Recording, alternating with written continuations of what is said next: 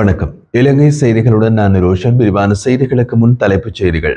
மின்சார பட்டியலை குறுஞ்செய்தியில் பெற முடியாதவர்களுக்கு கேட்டுக்கொண்டால் அந்த பட்டியல் வழங்கப்படும் என்று எரிசக்தி அமைச்சர் குமார ஜெயக்கொடி அறிவிப்பு.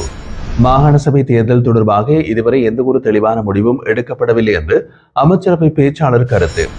மஹிந்த ராஜபக்ச சர்வதேச விமான நிலையத்தை சுற்றுவேலியை சுற்றியுள்ள பிரச்சனைகளுக்கு தீர்வு காணும் நோக்கில் பாதுகாப்பு செயலாளர் தலைமையில் முக்கிய கூட்டம். முல்லைத்தீவு தியோகு நகரில் தமிழ் மக்களின் நிலங்களை கடற்படையினருக்கு வழங்கும் நோக்குடன் மேற்கொள்ளப்பட்ட நில அளவீட்டு நடவடிக்கைகள் மக்களின் எதிர்ப்பினால் தடுத்து நிறுத்தம்.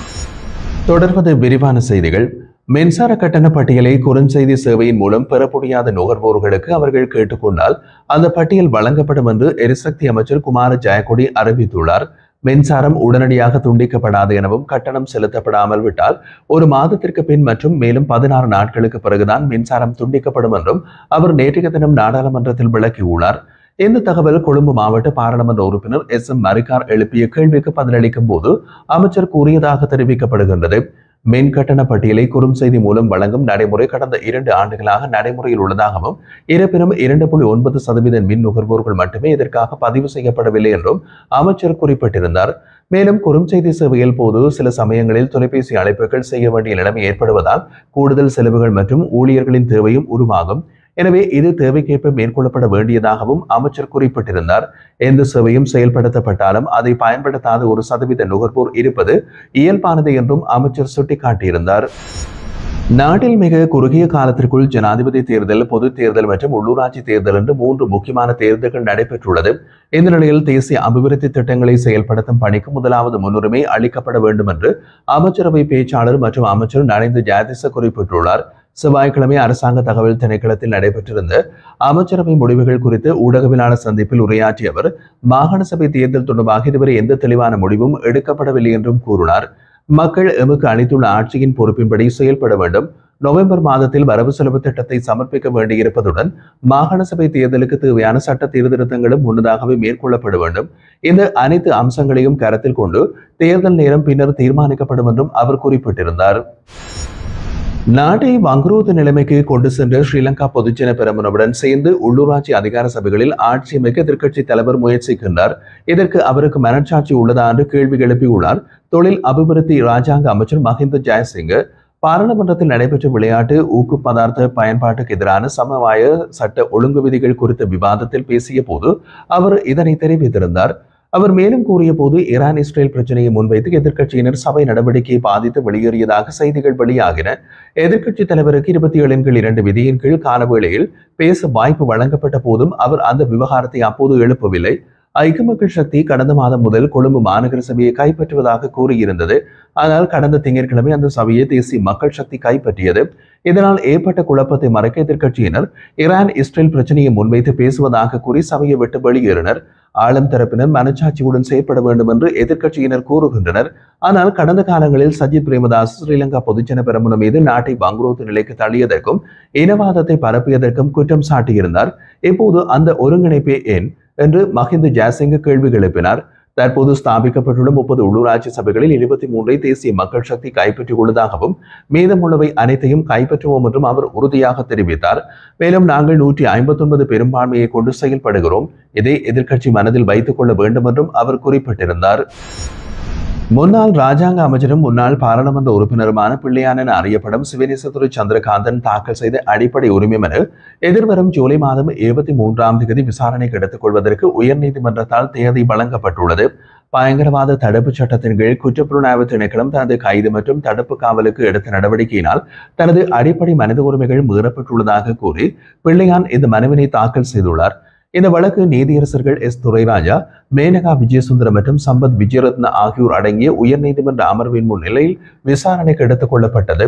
இதன்போது சட்டமா அதிபரின் பிரதிநிதியாக ஆஜரான பிரதி சொலிசிட்டர் ஜெனரல் சுகர்ஷி ஹேரத் மனுவுக்கு எதிராக வரையறுக்கப்பட்ட ஆட்சேபனைகளில் தாக்கல் செய்ய 2 வாரங்கள் கால அவகாசம் கோரியிருந்தார். அதனை ஏற்றுக்கொண்ட நீதியரசர்கள் அமர்வு தரப்பினருக்கு 2 வார கால அவகாசம் வழங்கியதோடு அதன் பின்னர் 1 வாரத்திற்குள் மனுதாரரின் தரப்பினரும் தங்கள் பதிலை தாக்கல் செய்யவும் உத்தரவிட்டது. மத்தள ராஜபக்ச சர்வதேச விமான நிலையத்தின் சுற்றுவேலியை சுற்றியுள்ள தற்போதைய பிரச்சினைகளுக்கு தீர்வு காணும் நோக்கில் பாதுகாப்பு செயலாளர் சம்பத் துயக்கொண்டா தலைமையில் ஒரு முக்கிய கூட்டம் நடைபெற்றுள்ளது.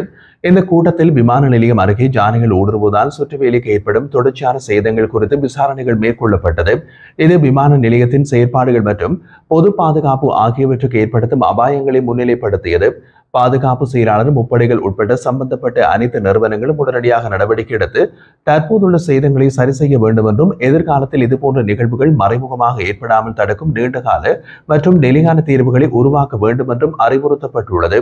இந்த கூட்டத்தில் சிவில் பாதுகாப்பு திணைக்களம், வனவிலங்கு பாதுகாப்பு திணைக்களம், விமான நிலைய நிர்வாகம் மற்றும் விமான சேவைகள் லிமிடெட் ஆகிய நிறுவனங்களின் பிரதிநிதிகளோடு முப்படைகளை பிரதிநிதித்துவப்படுத்தும் அதிகாரிகளும் பங்கேற்றனர்.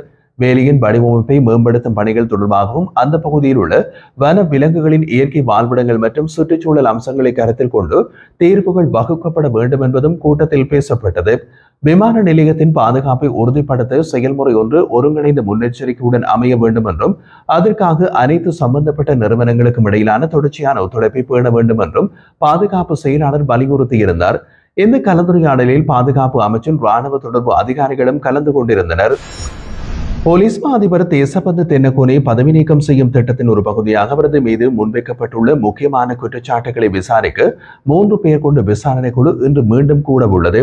இந்த குழுவின் முன்னிலையில் பதில் போலீஸ் மா அதிபர் பிரியந்த வீரசூரிய நேற்றைய தினம் சாட்சியம் அளிக்கக்கூடிய வகையில் முன்னிலையாகினார். 2023ஆம் ஆண்டு வெலிகம பகுதியில் ஒரு விடுதியை அண்மித்து நிகழ்ந்த துப்பாக்கி சூட்டு சம்பவம் தேசபந்து தென்னகோனை எதிர்த்து முன்வைக்கப்பட்ட முக்கியமான குற்றச்சாட்டுகளில் ஒன்றாக கருதப்படுகிறது.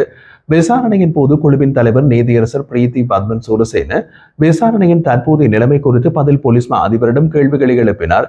அதற்கு பதிலளித்த பதில் போலீஸ் மா அதிபர் பிரியந்த வீரசூரிய சம்பவம் தொடர்பாக 2 தனித்தனி விசாரணைகள் தற்போது நடைபெற்று வருவதாகவும் அதில் 7 சந்தேக நபர்கள் அடையாளம் காணப்பட்டுள்ளதாகவும் குறிப்பிட்டுள்ளார். மேலும் சம்பவத்தின் நேரத்தில் பொது பாதுகாப்பு அமைச்சராக இருந்த டிரான் அலஸ் இந்த நடவடிக்கை பற்றிய தகவலை தெரிந்து கொண்டிருந்ததாகவும் அவர் உறுதிப்படுத்தியிருந்தார். முல்லைத்தீவு மாவட்டத்தின் சிலாவத்தி தெற்கு தியோகு நகர் பகுதியில் வாழும் தமிழ் மக்களின் சொந்த நிலங்களை கடற்படையினருக்கு வழங்கும் நோக்குடன் செவ்வாய்க்கிழமை மேற்கொள்ளப்பட்ட நில அளவீட்டு நடவடிக்கைகள் அந்த பகுதி மக்களின் கடும் எதிர்ப்பினால் தடுக்கப்பட்டது.